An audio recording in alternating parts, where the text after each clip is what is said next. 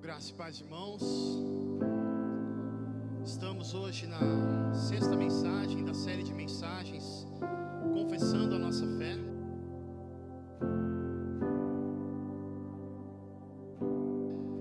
Série de mensagens essa baseada na confissão de fé da Igreja Batista da Cruz, confissão de fé da The Gospel Coalition, Coalizão pelo Evangelho. E eu peço para os irmãos que abram a palavra do Senhor em João capítulo 3, versículo 16. Diz assim a palavra do Senhor: porque Deus tanto amou o mundo, que deu o seu Filho unigênito, para que todo aquele que nele crê não pereça, mas tenha a vida eterna. Boa notícia. Quem não gostaria de receber uma boa notícia? Há muitas boas notícias, e embora muitas dessas notícias sejam boas e não más, podemos crer que há um grau de importância nessas boas notícias. Algumas podem ser até mesmo superficiais, quase sem nenhuma importância. Por exemplo, deu um problema na internet lá em casa. Liguei para o técnico e ele disse que poderia ir em casa fazer a assistência técnica só daqui a 3 dias. Isso é uma má notícia, mas superficial também, sem muita importância. Não é uma notícia como, por exemplo, uma tragédia na família. Mesmo que precisemos de internet, não é algo que nos afetará. Tem gente que pode morrer por causa disso, né? Você pode pensar, o que eu vou fazer sem internet? Assistir TV aberta? Ler um livro? Tá maluco? De modo algum. Tem gente que realmente sofre por causa disso. Ok, mas aí o técnico liga no mesmo dia, após ele ter dado aquela má notícia de que só poderia vir daqui 3 dias. Ele liga depois, tempo depois, e diz: vou conseguir ir hoje. Resolvi o problema que eu tinha para resolver. Estou indo aí hoje mesmo resolver o seu problema. Ótimo, é uma boa notícia. Melhor internet do que ficar sem internet. Então nós vemos que sim, há um grau de importância na notícia, independente se ela for boa ou má. E pessoas sem Cristo podem considerar a maior das boas notícias o que, por exemplo? Muitos falam em ganhar na loteria. Muitos falam em ganhar uma caminhonete no Supercap. Ou em outro jogo. Varia. Mas uma coisa que muitos gostariam também, com Cristo ou sem Cristo, por exemplo, uma cura na família, a liberdade de um membro da família que está em dependência química. Isso é algo para se desejar, sim. Mas qual de fato é a boa notícia para o cristão? A maior notícia, a maior em grau de importância, a maior de todas, insuperável. Aquela boa notícia que mudou de fato a nossa alma. É aquela boa notícia que nós chamamos de o Evangelho. É isso que significa Evangelho, boa notícia. Os irmãos sabem, como eu já disse, nós estamos numa série de mensagem baseada na nossa confissão de fé. Pregações da Bíblia Sagrada, pregações da mensagem de Deus, da palavra de Deus, mas seguindo a estrutura dos tópicos da nossa declaração de fé. E estamos no 6º tópico. O primeiro tópico, Deus triuno. O segundo tópico, revelação. O terceiro tópico, a criação da humanidade. Isso é uma boa notícia. Nós fomos criados por Deus por pura graça e misericórdia. A queda da humanidade, o 4º artigo, é o que nós chamamos de a má notícia. E quando eu falo a queda da humanidade, é a queda da humanidade no pecado.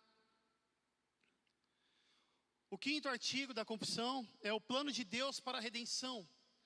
A queda não pegou Deus de surpresa, não saiu do controle de Deus, e nem mesmo dos propósitos de Deus. Antes da fundação do mundo, no pacto de redenção, Deus já tinha um plano estabelecido entre os membros da Santíssima Trindade, um pacto consigo mesmo, para redimir a humanidade. Essa foi a última mensagem pregada sobre o plano de Deus para a redenção. E hoje vamos falar um pouco melhor a respeito desse plano de Deus, dessa boa notícia para nós. O Evangelho é a boa notícia de Deus para nós, por meio de Jesus Cristo. Uma boa notícia que traz a mensagem de que Deus resolveu redimir o seu povo escolhido, e escolhido pela graça, porém uma multidão de pecadores, culpados, vindo de toda a tribo, povo, língua e nação.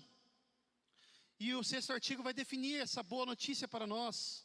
Diz assim, o sexto artigo da confissão: o Evangelho, cremos ser o Evangelho, as boas novas de Jesus Cristo, a própria sabedoria de Deus, completa loucura para o mundo, ainda que seja o poder de Deus para aqueles que estão sendo salvos. Essas boas novas são cristológicas, centradas na cruz e na ressurreição. O Evangelho não é proclamado se Cristo não for proclamado. E o Cristo autêntico não terá sido proclamado se sua morte e ressurreição não forem centrais. A mensagem é: Cristo morreu pelos nossos pecados e ressuscitou. Essa boa nova é bíblica. Sua morte e ressurreição estão de acordo com as Escrituras. Ela também é teológica e salvífica. Cristo morreu pelos nossos pecados para nos reconciliar com Deus. É histórica, pois se os eventos salvadores não tivessem acontecido, nossa fé seria vã, ainda estaríamos em nossos pecados e seríamos de todos os homens os mais dignos de compaixão. E essa mensagem evangélica, o Evangelho, é apostólica também, pois a mensagem foi confiada aos apóstolos e transmitida por eles, que eram testemunhas desses eventos salvíficos. E também é intensamente pessoal. Quando ela é recebida e crida, firmemente retida, pessoas são individualmente salvas. Deu para entender esse ponto do artigo? Você pode ter acesso à confissão da igreja, no site da igreja, ou também no site da Coalizão pelo Evangelho, onde você encontrará também excelentes artigos e estudos. Então, esse sexto tópico diz crer que o Evangelho são as boas novas de Jesus Cristo, a sabedoria de Deus. Completa loucura para o mundo, ainda que seja o poder de Deus para aqueles que estão sendo salvos. Então nós vemos que essa boa nova de Jesus Cristo é a respeito de Jesus Cristo. Isso que quer dizer, a boa nova de Jesus Cristo. Apesar de que, quando o Cristo se encarnou para redimir a humanidade, Ele era o próprio Evangelho em pessoa. Ele era a própria boa notícia em pessoa vindo até nós. E Ele, sendo a própria boa notícia em pessoa, Ele também proclamou essa boa notícia.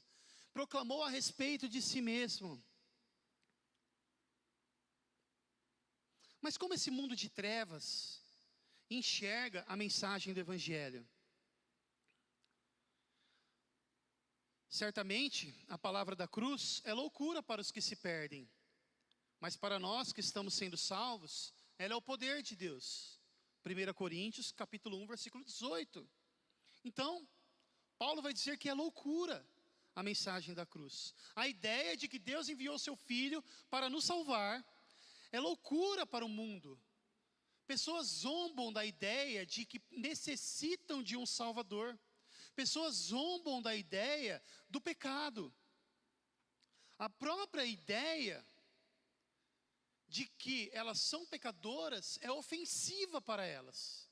Pois eles pensam que esse termo pecadores não se aplica a elas, mas se aplica a estupradores, se aplica a assassinos, se aplica a prostitutas, mas não a elas. Mas elas não compreendem que o nosso Deus, Ele é santo, santo, santo. Ele é santíssimo. Ele não pode contemplar a iniquidade.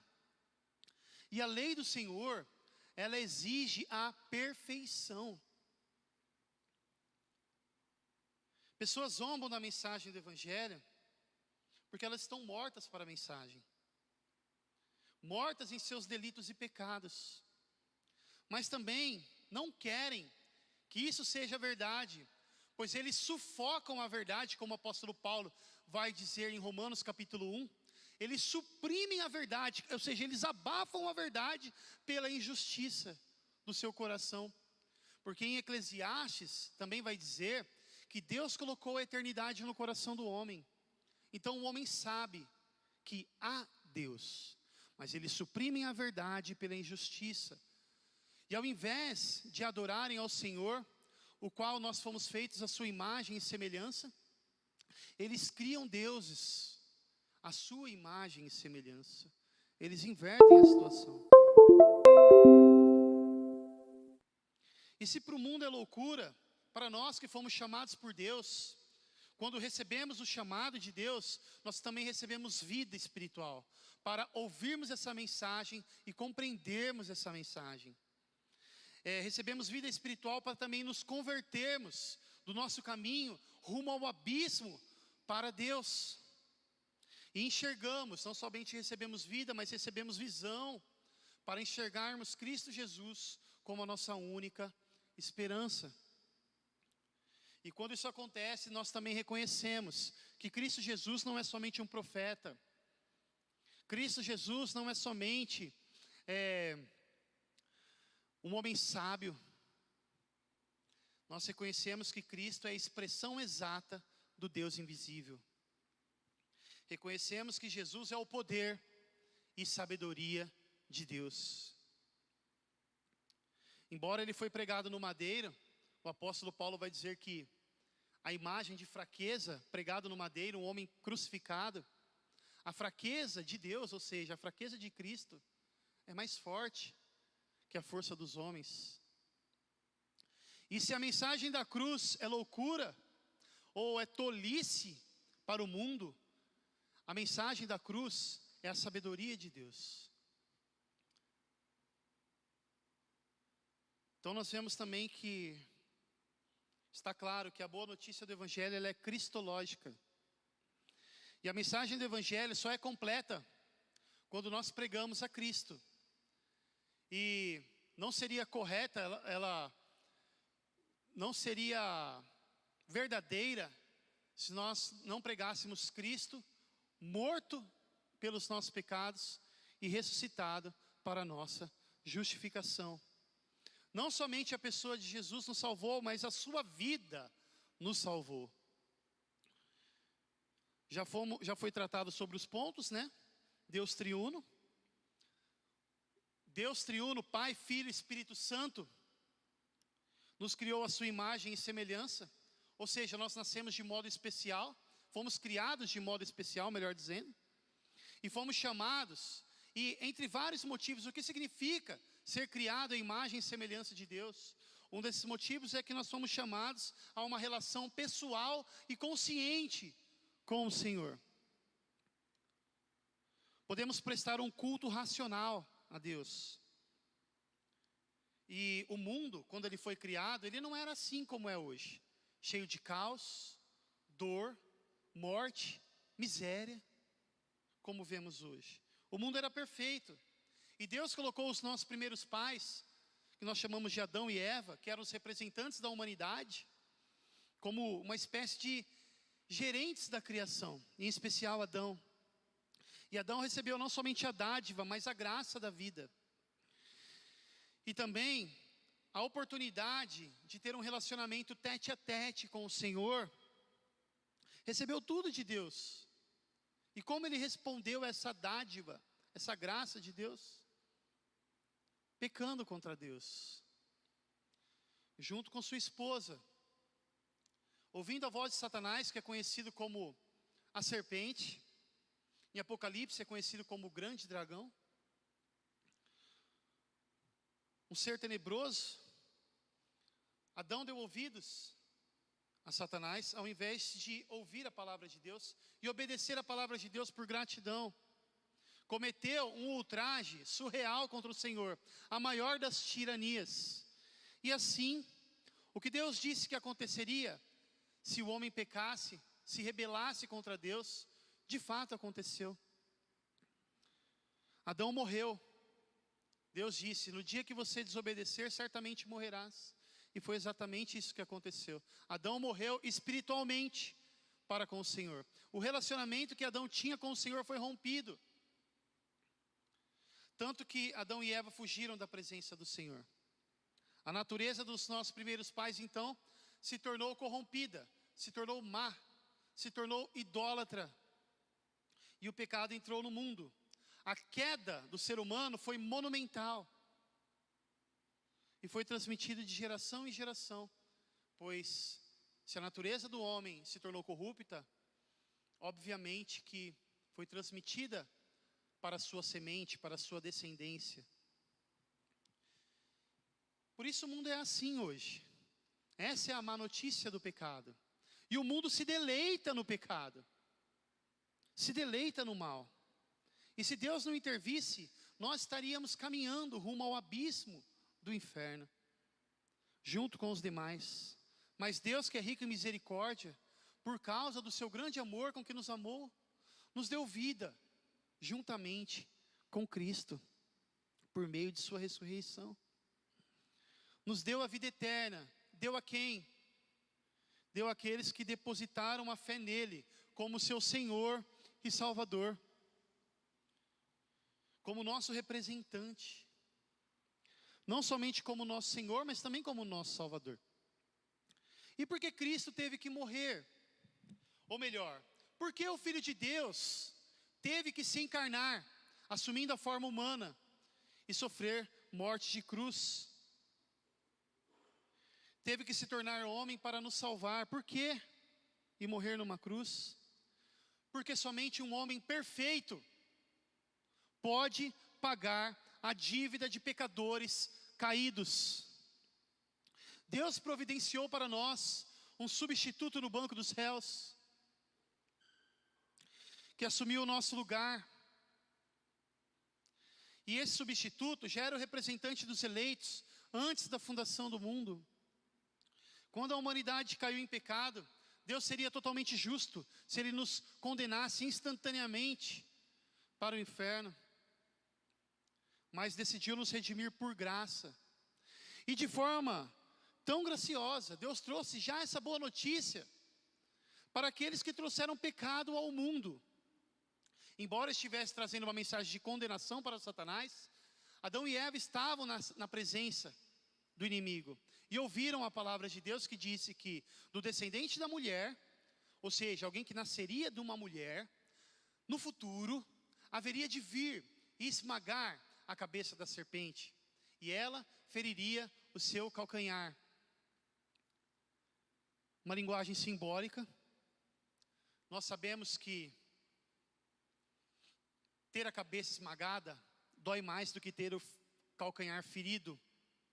Mas esse calcanhar ferido remete à cruz de Cristo, onde Ele morreu de fato.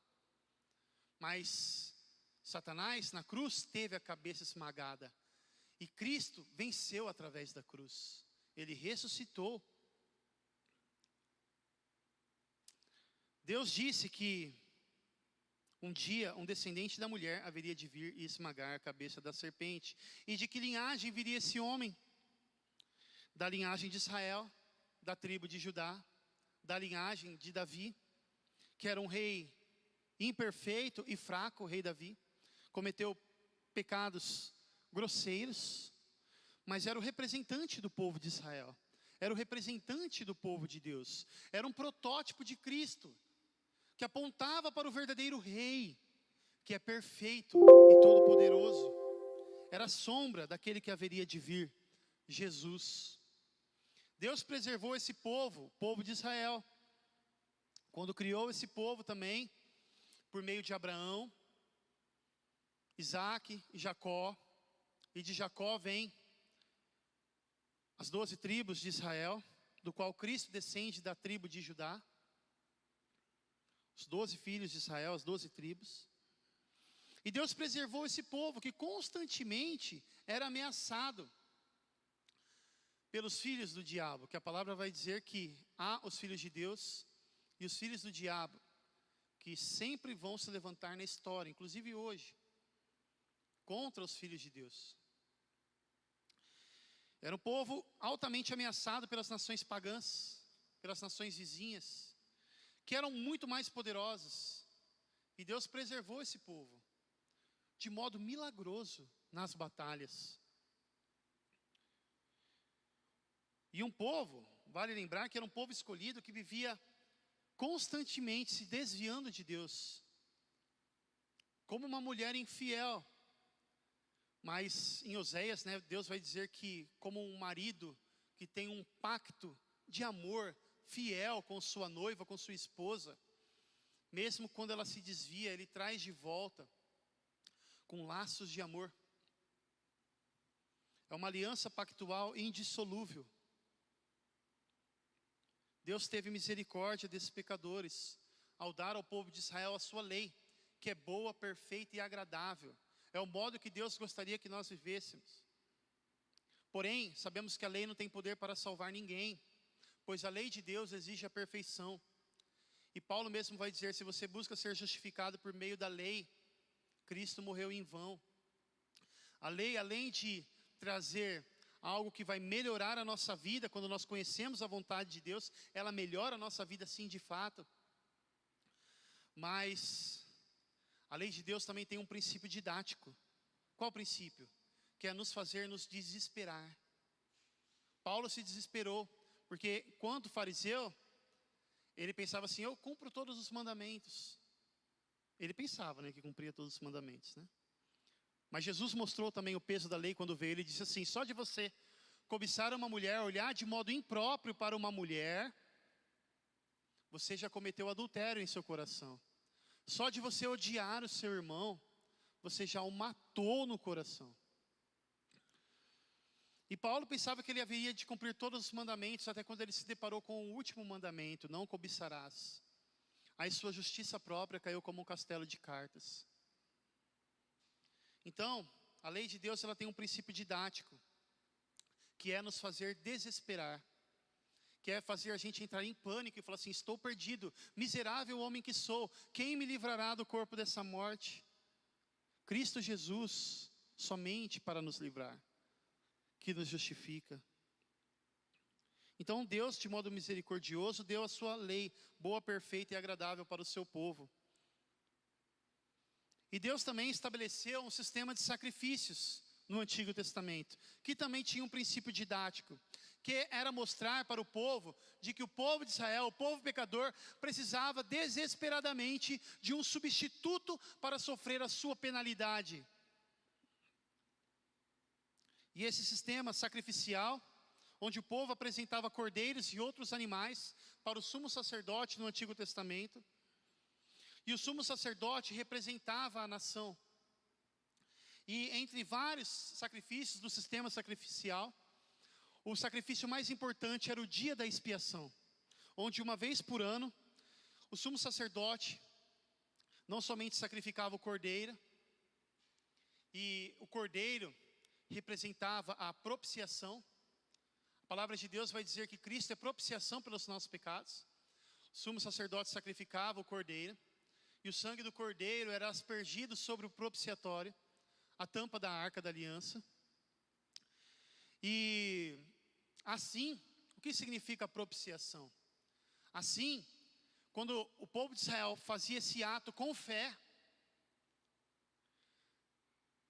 Deus se tornava propício ao povo. Isso que significa propiciação. A ira de Deus é apaziguada. E o outro animal representava a expiação, que era o bode expiatório. Daí que surge a expressão bode expiatório. O sumo sacerdote, nesse dia da expiação, colocava a mão sobre a cabeça do bode e confessava os pecados de Israel, da nação, inclusive os seus próprios pecados. Era um sistema sacrificial muito complexo. Ele tinha que fazer sacrifícios antes pelos seus próprios pecados, antes de fazer sacrifícios pelos pecados do povo. E ele colocava a mão sobre o bode, confessava os pecados de Israel. E o bode era lançado para fora do arraial, para fora da cidade, para morrer no deserto, simbolizando assim que o pecado do povo foi levado para longe. Tanto o cordeiro quanto o bode apontam também para o Senhor Jesus Cristo. Tanto quanto o sumo sacerdote aponta para o Senhor Jesus Cristo. Cristo Jesus, quando veio na presença de João Batista viu ele de longe e disse: eis o Cordeiro de Deus que tira o pecado do mundo. E Cristo também, como nosso bode expiatório, ele morreu fora dos portões da cidade, simbolizando assim que levou os nossos pecados para longe. Claro que os pecados do Antigo Testamento não tinham poder de fato para apagar pecados, mas apontavam para o Cristo, que no tempo, na plenitude do tempo, quando veio até nós, pagou pelos pecados do Antigo Testamento. E o povo do Antigo Testamento era justificado por crer na promessa de que haveria de vir um dia um substituto, que haveria de vir um dia o Salvador da nação. Eles olhavam para o sacrifício crendo que Deus, com fé, e assim eles eram justificados. Então Jesus, além de ser o sacrifício, ele também é o nosso sumo sacerdote perfeito, que na plenitude do tempo veio, ou seja, na plenitude do tempo, no tempo determinado por Deus, nasceu de uma mulher virgem, dentre a nação de Israel. E esse sumo sacerdote perfeito, ofereceu-se a si mesmo, como um sacrifício perfeito. Esse é o Evangelho. Essa é a boa notícia. Mas estaria incompleto também se eu parasse por aqui. Pois 3 dias depois aconteceu o que Jesus disse que haveria de acontecer. Vemos então que a morte não pegou Jesus de surpresa. Ele mesmo disse: eu entrego a minha vida e tenho poder para reassumi-la. 3 dias depois, ele ressuscitou, conforme havia prometido, demonstrando assim, não somente que o sacrifício perfeito foi aceito diante da justiça divina, mas demonstrando assim também que ele venceu a morte. Pois a palavra diz que o salário do pecado é a morte. Por isso que foi necessário a morte de um justo, morrer pelos nossos pecados, morrer pela nossa dívida. Mas eram os nossos pecados e não os pecados dele. Ele não cometeu nenhum pecado, ele viveu uma vida perfeita, de modo que ele não só morreu por nós, mas ele também viveu por nós. Ele viveu uma vida perfeita, em obediência à lei de Deus, também como nosso representante, cumprindo assim a lei. E assim como ele não tinha pecado em si mesmo, a morte não teve poder sobre ele. Ele venceu sobre a morte. Onde está, ó morte, o seu aguilhão? Não teve poder contra o Cristo. Ele ressuscitou, ele venceu a morte. Ele, como vai dizer o puritano John Owen, a morte da morte, na morte de Cristo. Ele venceu a morte. E ao ressuscitar para a vida eterna, nos deu vida eterna juntamente com ele. Para todos aqueles que ele representa. Todos os que foram chamados e que haverão de ser chamados, seja daqui 1 hora, seja amanhã, seja daqui 1 mês, ele entregou a vida por aqueles que ainda haverão de ser chamados, até completar o número dos eleitos, e assim ocorrer a sua segunda vinda, onde ele virá para vir julgar os vivos e os mortos, onde o bom pastor haverá de ajuntar as suas ovelhas em seu aprisco. e assim julgar os vivos e os mortos. E bem-aventurados serão aqueles que estiverem cobertos com a justiça de Cristo. Isso é o que significa quando Paulo vai dizer que quando ele chegar, que nós não sejamos encontrados nus, ou seja, que nós não sejamos encontrados sem a justiça de Cristo. Esse é o Evangelho, que dá para ser resumido com menos palavras, como o texto que eu li inicialmente. Deus amou o mundo de tal maneira que deu o seu Filho unigênito, para que todo aquele que nele crê não pereça, mas tenha a vida eterna. O Evangelho é simples, mas não é simplista. E vemos também que essa boa nova do Evangelho é bíblica.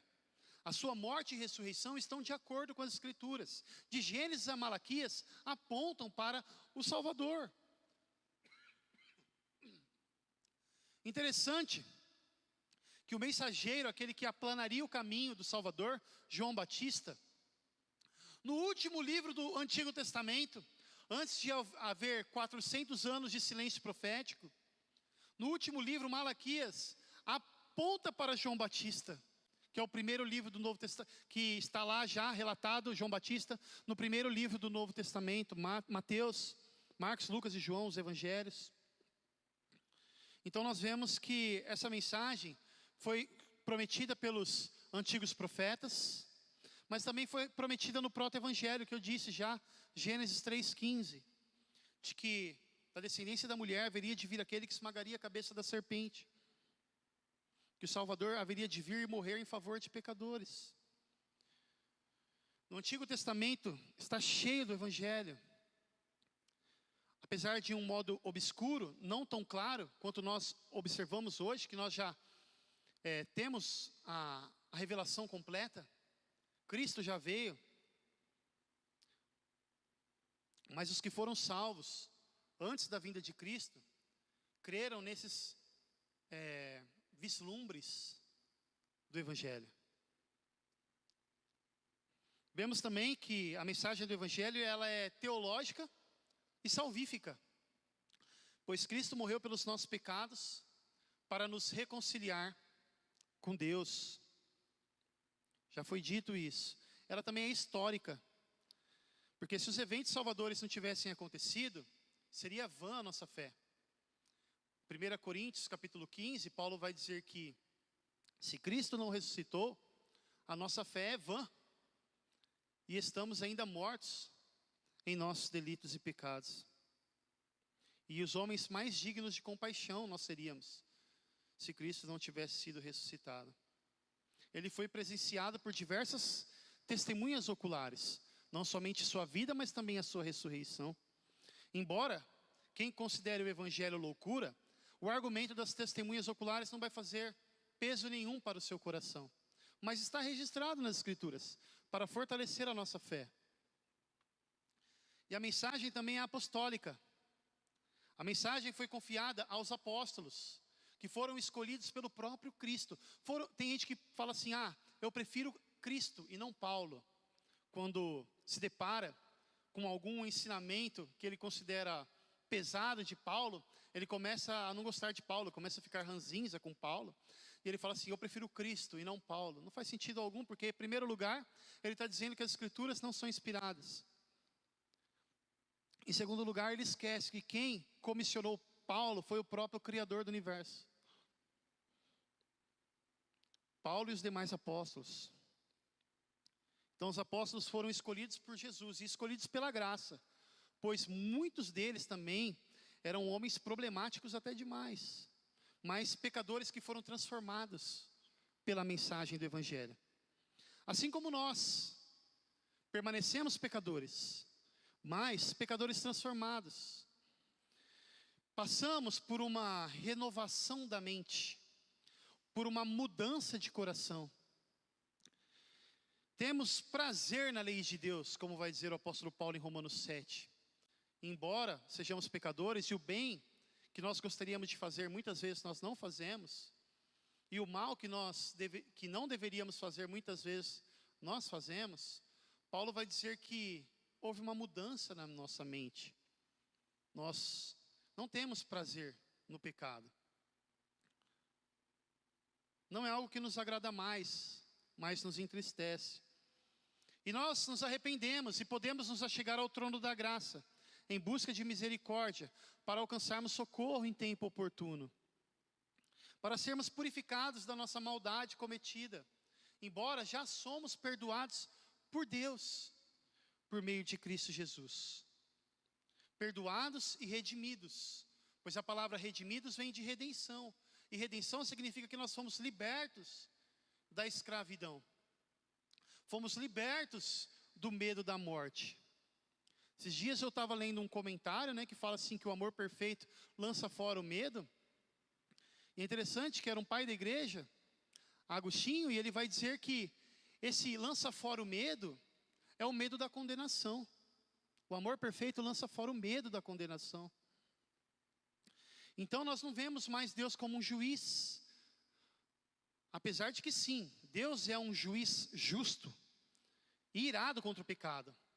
Mas a nossa penalidade já foi paga, a justiça já foi saciada por Cristo na cruz. Portanto, podemos nos achegar a Deus e orar a Ele como o nosso Pai. Por meio de Jesus, nós não fomos somente justificados, nós também recebemos a adoção. Fomos adotados por Deus. Adão, antes da queda, ele não era chamado de filho de Deus. Não há nenhum texto explícito que disse que Adão, antes de cair em pecado, era um filho de Deus. Ele era uma criatura em um relacionamento com Deus, em um relacionamento incrível com Deus. E após a queda, Adão e toda a raça humana se tornaram criaturas inimigas de Deus. E agora, após a redenção, sermos redimidos por Cristo, nós somos criaturas redimidas e que foram adotadas como filhos de Deus, por meio de Jesus, o Filho unigênito de Deus. E vemos também que a mensagem do Evangelho, de acordo com o tópico da nossa confissão, ela também é intensamente pessoal, quando ela é recebida, crida, firmemente retida. Pessoas são individualmente salvas. Pessoas que são salvas experimentam sim, individualmente, o amor de Deus em seu coração.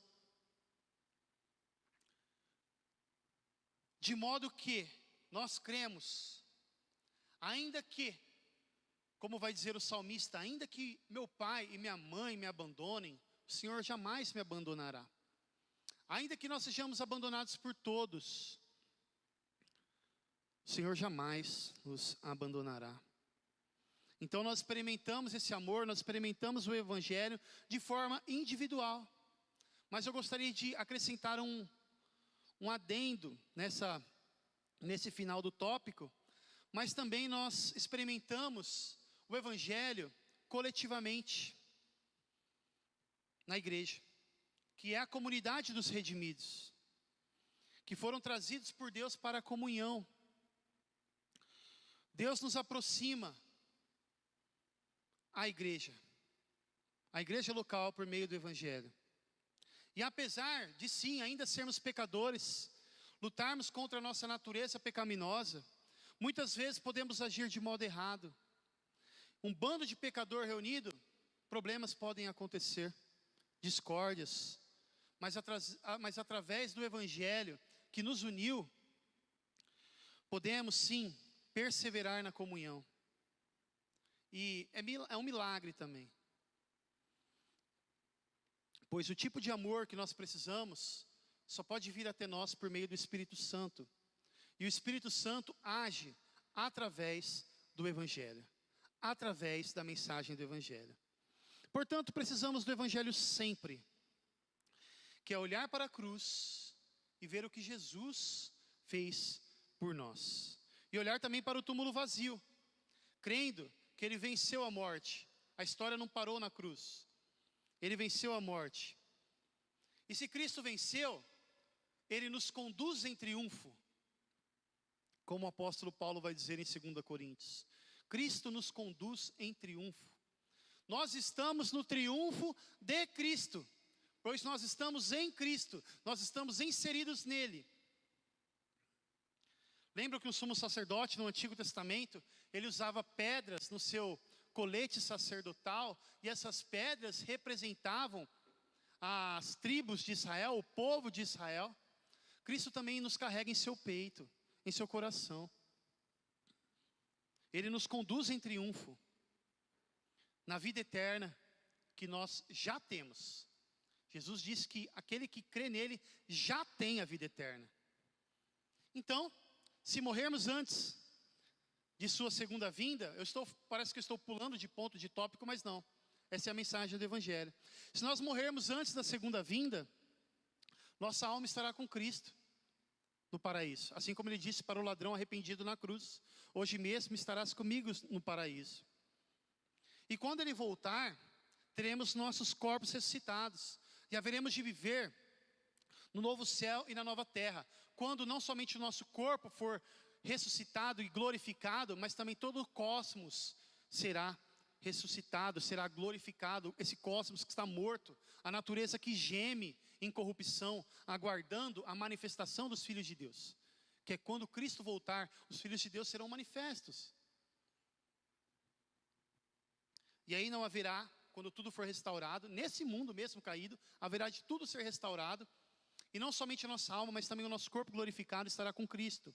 Onde não haverá mais choro, nem dor, nem morte. Somente alegria indizível, como vai dizer o apóstolo Pedro. Alegria indizível. Que o apóstolo Pedro vai dizer que nós podemos experimentar dessa alegria indizível agora já. Alegria indizível na presença de Deus, nós experimentaremos no futuro também, eternamente. E para encerrar, eu gostaria de ler 2 textos que expressam a mensagem do Evangelho. O primeiro texto fala sobre a má notícia, porém não para por aí.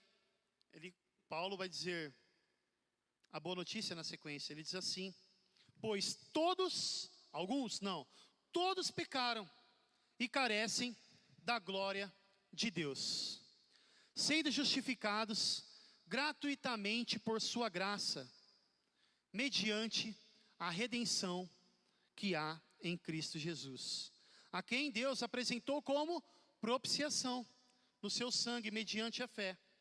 Deus fez isso para manifestar a sua justiça, por ter ele, na sua tolerância, deixado impunes os pecados anteriormente cometidos, tendo em vista a manifestação da sua justiça no tempo presente, a fim de que o próprio Deus seja justo e justificador daqueles que têm fé em Jesus.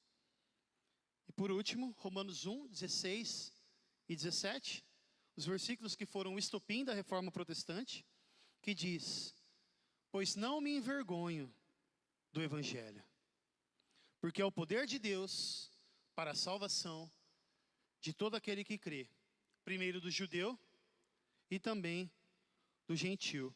Porque a justiça de Deus se revela no Evangelho, de fé em fé. Como está escrito, o justo viverá por fé. Então, tendo visão do Evangelho, contemplando a beleza do Evangelho, a beleza de Cristo, contemplando Deus na face de Cristo, nós podemos viver a vida cristã. E assim também não esquecermos da nossa identidade. Amém, meus irmãos?